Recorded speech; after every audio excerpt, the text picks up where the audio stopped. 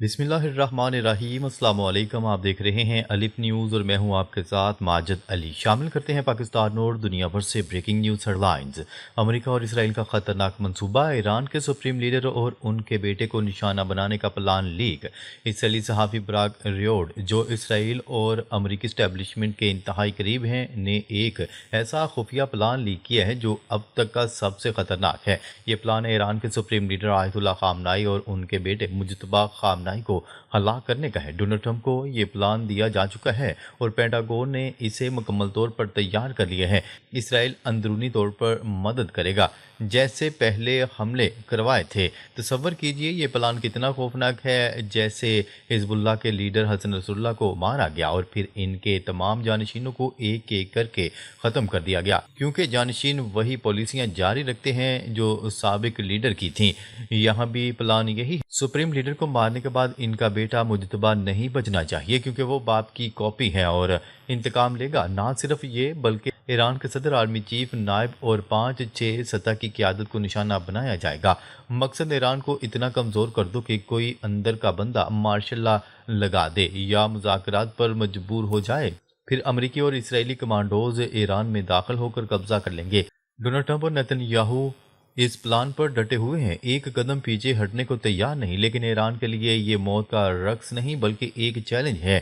News report کے مطابق ایران کو صرف 2 کام کرنا ہوں گے تاکہ یہ پلان ناکام ہو جائے: اپنے لیڈروں کو بچانا، خاص طور پر سپریم لیڈر کو۔ یاد رکھیے، ماضی میں 60 سیکنڈ میں انہیں انڈر گراؤنڈ منتقل کر کے بچا لیا گیا تھا۔ حال ہی کے احتجاجات میں بھی ٹاپ قیادت محفوظ رہی۔ دوسرا، اپنے میزائل اور ریڈار سسٹم کو ڈس ایبل ہونے سے بچانا، چین اور روس کی ٹیکنالوجی کی مدد سے، جیسے بیڈو جی پی ایس سسٹم۔ ایران اب زیادہ مضبوط ہے۔ اگر یہ 2 کام ہو گئے تو تصور کیجئے کہ تباہی مچ جائے گی۔ امریکہ کے ایئرکرافٹ کیریئر ڈوب جائیں گے، بیسز تباہ ہو جائیں گی، تیل کی قیمتیں آسمان کو چھو جائیں گی اور آبنائے ہرمز بند ہو جائے گی۔ دنیا کے رونگٹے کھڑے ہو جائیں گے۔ گزشتہ حملوں میں ایران نے ثابت کیا کہ وہ جواب دینے میں ماہر ہے۔ میزائلوں کی تباہی دیکھی جا چکی ہے۔ خبر کے اگلے حصے میں بات کرتے ہیں امریکہ کا دوسرا super carrier U S S Gerald R Ford بحیرہ روم میں داخل۔ ایران پر حملے کی تیاریاں عروج پر۔ امریکہ نے اب اپنی ملٹری پاور کو عالمی تاریخ کے بلند ترین سطح پر پہنچا دیے ہے۔ دنیا کا سب سے طاقتور aircraft carrier U S S Gerald R Ford اپنے اسٹرائک گروپ کے ساتھ بحیرہ روم میں داخل ہو چکا ہے۔ یہ you S S Abraham Lincoln کے ساتھ مل کر 2 کیریئرز کی نایاب موجودگی ہے جو ایران کے خلاف ممکنہ حملوں کے لیے بے پناہ ایئر پاور مہیا کر رہے ہیں۔ یہ کیریئر صرف جہاز نہیں بلکہ پورے شہر ہیں۔ لڑاکا طیاروں، ڈسٹرائرز اور جدید ہتھیاروں سے لیس پینٹاگون کی یہ ڈپلائمنٹ ایران کے جوہری پروگرام، بیلسٹک میزائلوں اور پراکسیز پر دباؤ بڑھانے کا واضح اشارہ ہے۔ ڈونلڈ ٹرمپ انتظامیہ نے ایران کو 10 سے 15 دن کا الٹیمیٹم دے دیا ہے: جوہری پروگرام، میزائل اور پراکسیز سے دستبردار ہو جائیں ورنہ بہت بری چیزیں ہوں گی۔ اسرائیلی میڈیا کے مطابق ڈونلڈ ٹرمپ اگلے 24 سے 48 گھنٹوں میں اسٹرائک کا فیصلہ کر سکتے ہیں۔ امریکی میڈیا رپورٹس میں انکشاف ہوا ہے کہ ابتدائی اسٹرائکس میں ایران کی ٹاپ لیڈرشپ، سپریم لیڈر آیت اللہ خامنائی سمیت سیاسی اور فوجی رہنماؤں کو نشانہ بنایا جا سکتا ہے۔ یہ رجیم چینج کا منصوبہ ہے: لیڈرشپ ختم کرو، نظام کو کمزور کرو اور اندرونی انتشار سے حکومت گرانے کی کوششیں۔ ایران کے اندر حالات مزید گرم ہو چکے ہیں۔ یونیورسٹیوں میں طلبہ دوبارہ احتجاج پر نکل آئے ہیں۔ ڈونلڈ ٹرمپ کا دعویٰ ہے کہ حالیہ پروٹیسٹ میں 32,000 لوگ مارے گئے، جبکہ ایران کا موقف ہے کہ یہ تعداد مبالغہ آمیز ہے اور سرکاری فگر 3,117 ہیں، جن میں دہشت گرد کارروائیوں میں مارے گئے سیکیورٹی اہلکار بھی شامل ہیں۔ ایرانی فارن منسٹر عباس اراغچی نے ڈونلڈ ٹرمپ سے ثبوت مانگے اور کہا کہ امریکہ کی ملٹری بلڈ اپ غیر ضروری اور غیر مددگار ہے، لیکن ڈیل ممکن ہے مگر منصفانہ ہو۔ جبکہ ایران بھی تیار ہے چین کے بیڈو نیویگیشن سسٹم کی مدد سے امریکی کیریئر B-2 F-35 اور B-52 بمبار طیاروں کی لوکیشن تک رسائی حاصل کی جا چکی ہے۔ ایران نے کہا ہے کہ اگر حملہ ہوا تو دفاع میں مکمل تیار، میزائل شہروں کی طرف منہ کھولیں گے اور تباہی کی ذمہ داری ڈونلڈ ٹرمپ، امریکہ اور اسرائیل پر ہوگی۔ خبر کے اگلے حصے میں بات کرتے ہیں پاکستان کی افغانستان میں کارروائی، دہشت گردوں کے ساتھ ٹھکانے ملیہ میٹ کر دیے۔ پاکستان نے افغانستان کے دہشت گردانہ کارروائیوں کے جواب میں افغانستان میں دہشت گردوں کے ساتھ ٹھکانے ملیہ میٹ کر دیے۔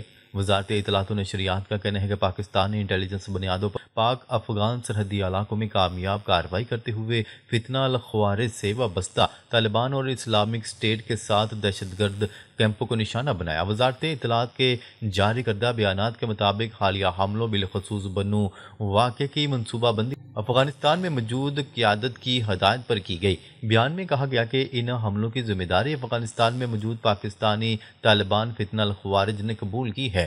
پاکستان نے دہشت گرد کیمپوں اور ٹھکانوں کو نہایت درستگی کے ساتھ نشانہ بنایا اور اس کارروائی کا مقصد غیر ملکی پراکسیز کو دہشت گرد سرگرمیوں کے لیے افغان سرزمین استعمال کرنے سے روکنا ہے۔ تاہم افغان حکومت کا کہنا ہے کہ یہ حملے افغانستان کے معصوم شہریوں پر کیے گئے، جس میں بچوں اور خواتین کی ہلاکت کا دعویٰ کیا گیا ہے۔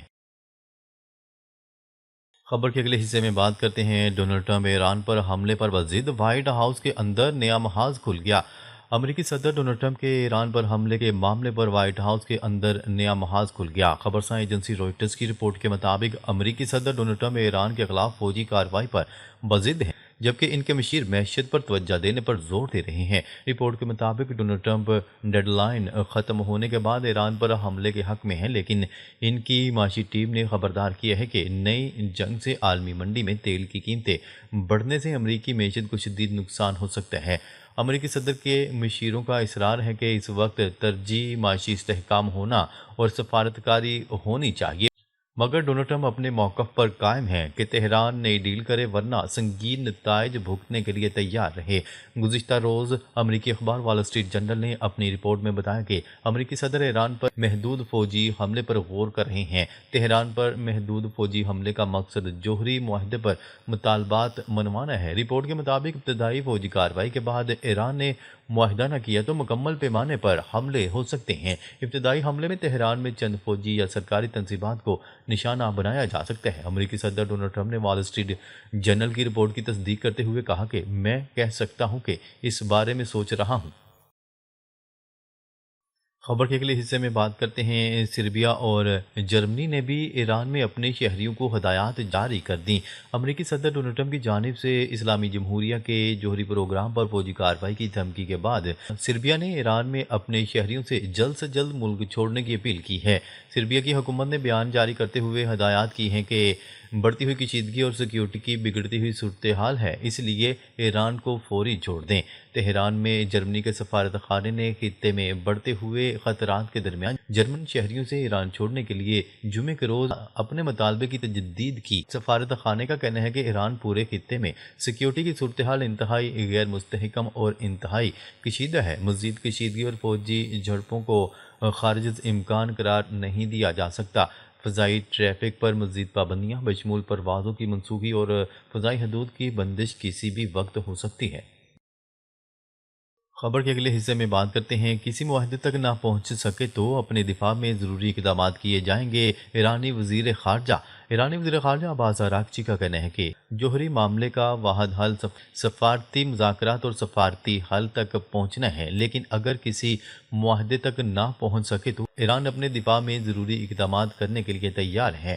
امریکی میڈیا کو انٹرویو دیتے ہوئے عباس اراغچی کا کہنا تھا کہ 2 سے 3 روز میں ممکنہ جوہری معاہدے کا ابتدائی مسودہ تیار کر منظوری ملنے پر یہ دستاویز امریکی خصوصی ایلچی کے حوالے کر دی جائیں گی۔ ان کا کہنا تھا کہ مذاکرات میں جوہری افزودگی روکنے کی پیشکش نہیں کی، نہ ہی امریکہ نے ایسا کوئی مطالبہ کیا۔ دونوں ممالک کے مذاکرات کار تیز رفتار معاہدے پر کام کر رہے ہیں۔ خبر کے اگلے حصے میں بات کرتے ہیں بنگلہ دیش کا بڑا فیصلہ، بھارتی ایئر لائنز پر فضائی حدود اور ایئرپورٹس کے استعمال پر پابندی۔ بنگلہ دیش نے بھارتی ایئر لائن اسپائس جیٹ کو 19 فروری 2026 سے اپنی فضائی حدود اور ایئرپورٹس کے استعمال سے روک دیا۔ بھارتی میڈیا رپورٹس کے مطابق ایئر لائن پر تقریباً 72 کروڑ بھارتی روپے یعنی $5 ملین سے زیادہ کے واجبات بقایا ہیں، جو تاحال ادا نہیں کیے گئے۔ بنگلہ دیش کی سول ایویشن اتھارٹی کے مطابق اسپائس جیٹ پر نیویگیشن، لینڈنگ، پارکنگ اور دیگر ہوائی اڈہ چارجز کی مد میں کئی برسوں سے ادائیگیاں واجب الادا تھیں۔ بھارت نے واضح کر دیا ہے کہ پابندی کے بعد ایئر لائن کی پروازیں نہ تو بنگلہ دیشی فضائی حدود میں داخل ہو سکیں گی اور نہ ہی ملک کے کسی بھی ایئرپورٹ پر لینڈ کر سکیں گی۔ حکام کا کہنا ہے کہ جب تک تمام بقایا جات ادا نہیں کیے جاتے یہ پابندیاں برقرار رہیں گی۔ اس فیصلے کو خطے میں فضائی آپریشنز کے حوالے سے اہم پیش رفت قرار دیا جا رہا ہے، جس کے باعث ایئر لائنز کی بین الاقوامی پروازوں پر بھی اثرات مرتب ہونے کا امکان ہے۔ ناظرین، اب تک کے لیے اتنا ہی۔ مزید خبریں لے کر بہت جلد آپ کی خدمت میں حاضر ہوں گے۔ تب تک کے لیے اپنا خیال رکھیے گا۔ اللہ نگہبان۔